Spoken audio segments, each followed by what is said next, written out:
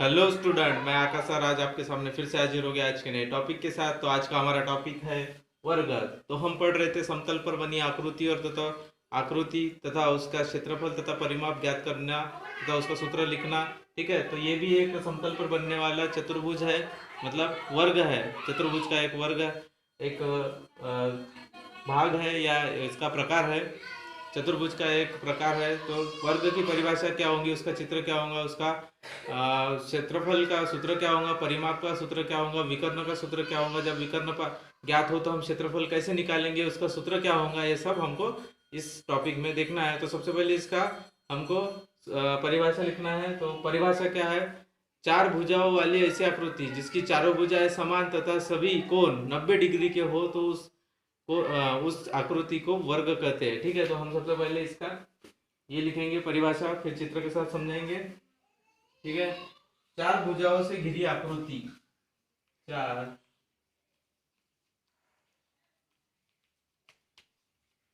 भुजाओं से घिरी आकृति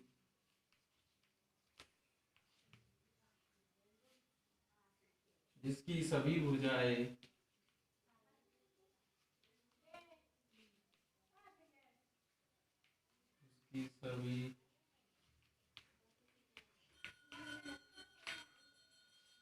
सभी भुजाएं समान होती है,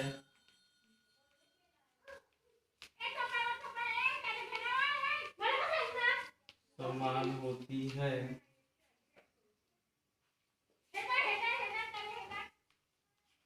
चारों कोण बराबर, चारों कोण बराबर तथा 90 डिग्री के होते हैं, तथा 90 डिग्री के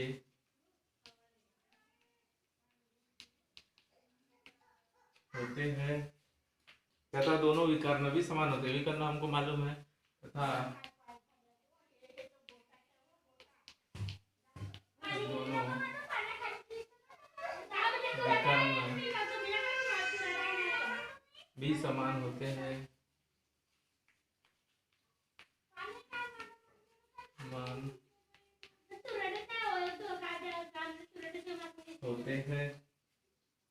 वर्ग कहलाती है, वर्ग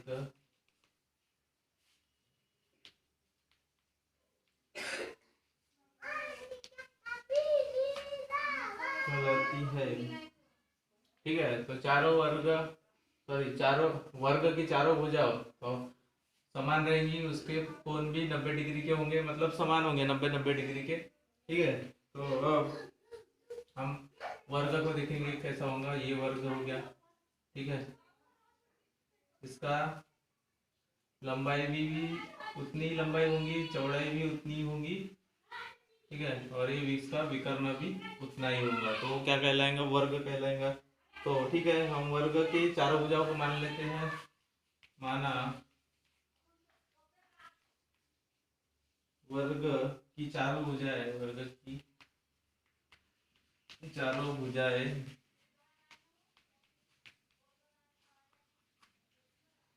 ए है तो, ए है तो ठीक है, मतलब चारों भुजाओं को हमने ये मान लिया। ये इसलिए एक ही माना क्योंकि वो सब समान है, आपस में समान है, सभी का मान एक ही होगा।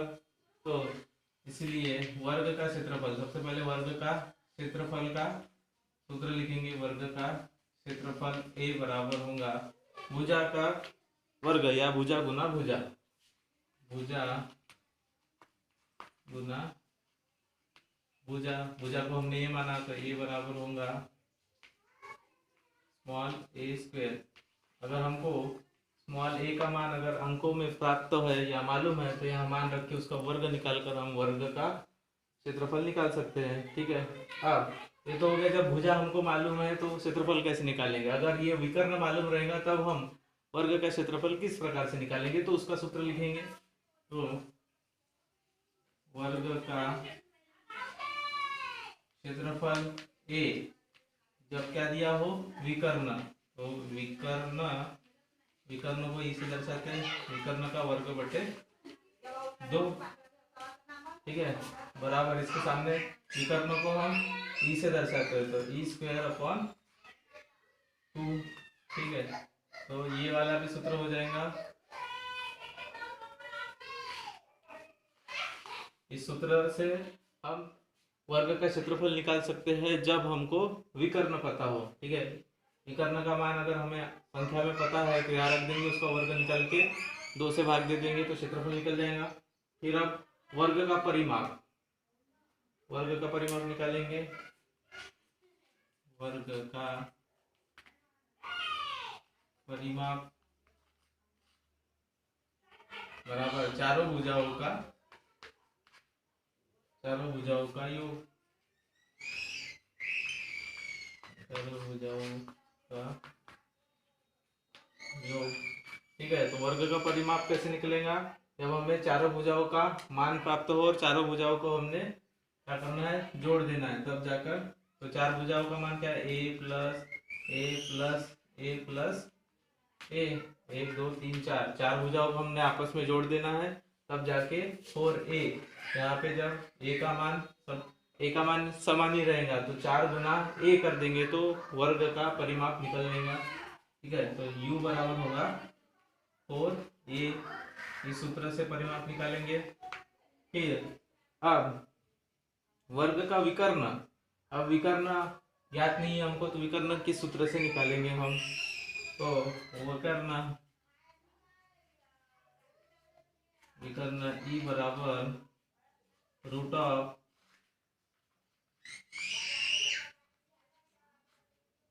आधार का वर्ग प्लस लंब का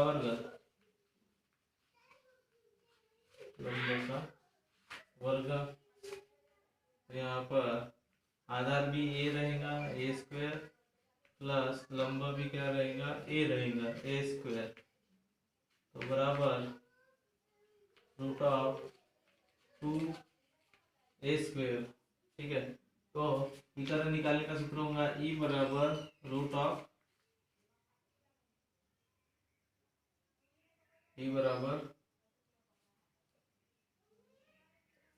यहाँ 2 क्या है, वर्ग में a है तो a को बाहर निकाल लेंगे, यहाँ हो जाएगा √2 इंटू ए, है ना।